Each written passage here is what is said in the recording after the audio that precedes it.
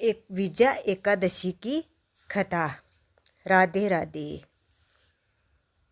धर्मराज युधिष्ठिर बोले, हे जनार्दन, फागुन मास के कृष्ण पक्ष की एकादशी का क्या नाम है तथा उसकी विधि क्या है? कृपया करके आप मुझे बताइए। भगवान बोले, हे राजन, फागुन मास के कृष्ण पक्ष की एकादशी का नाम विजया एकादशी है। उसके व्रत के प्रभाव से मनुष्य को विजय प्राप्त होती है। ये सब व्रतों से उत्तम व्रत है। इस विजयता एकादशी के महात्म्य के शरण पठन से समस्त पाप नाश को प्राप्ति हो जाते हैं। एक समय देवर्षि नारद जी ने जगत पिता ब्रह्मा जी से कहा, महाराज, आप मुझसे फागुन मास के कृष्ण पक्ष की एकादशी विधान कहिए। ब्रह्मा जी कहने लगे कि हे नारद, विजया एकादशी का व्रत पुराने तथा नए पापों को नाश करने वाला है।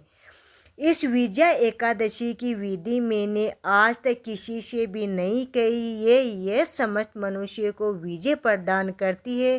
त्रेता युग में मर्यादा पुरुषोत्तम श्री रामचंद्र जी को जब 14 वर्ष का वनवास हो गया, तब वे श्री लक्ष्मण तथा सीता जी सहित पंचवटी में निवास करने लगे। वहाँ पर दुष्ट रावण ने जब सीता जी का हरण किया, तब इस समाचार से श्री रामचंद्र जी तथा लक्ष्मण अत्यंत व्याकुल हुए और सीता जी की खोज में चल दिए। घूमते घूमते जब वे मरणासन जटायु के पास पहुँचे, तो जटायु उन्हें सीता जी का वृत्तांत सुनाकर सरलोक चला गया। कुछ आगे जाकर उसकी सुग्री से मित्रता हुई और बाली का वध किया। हनुमान जी ने लंक में जाकर सीता जी का पता लगाया और उससे श्री रामचंद्र जी और सुग्री की मित्रता का वर्ण किया। वहाँ से लौटकर हनुमान जी से भगवान राम के पास आकर सब समाचार कहे। रामचंद्र जी ने वानर सेना सहित सुग्री की संपत्ति से लंका को प्रस्थान किया। जब श्री रामचंद्र जी समुद्र के किनारे पहुँचे, तब उन्होंने मगरमच्छ आदि से युक्त उस अगाध समुद्र को देखकर लक्ष्मण जी से कहा कि इस समुद्र को हम किसी प्रकार से पार कर लेंगे। श्री लक्ष्मण जी ने कहा, हे पुराणे पुरुषोत्तम, आप आदि पुरुष है, सब कुछ जानते हैं। यहाँ से आधा योजन दूर पर कुमारी द्वीप में वक्लाधम नाम के मुनि रहते हैं। उन्होंने अनेक ब्रह्मा देखे हैं। आप उनके पास जाकर उसका उपाय पूछिए। लक्ष्मण जी के उस प्रकार के वचन सुनकर श्री रामचंद्र जी का वक्लाधम ऋषि के पास गए और उसको प्रणाम करके बैठ गए। मुनि ने भी उनको मनुष्य रूप धारण किया। उन पुराण पुरुषोत्तम समझकर उसे पूछा कि हमें आपको आना कैसे हुआ।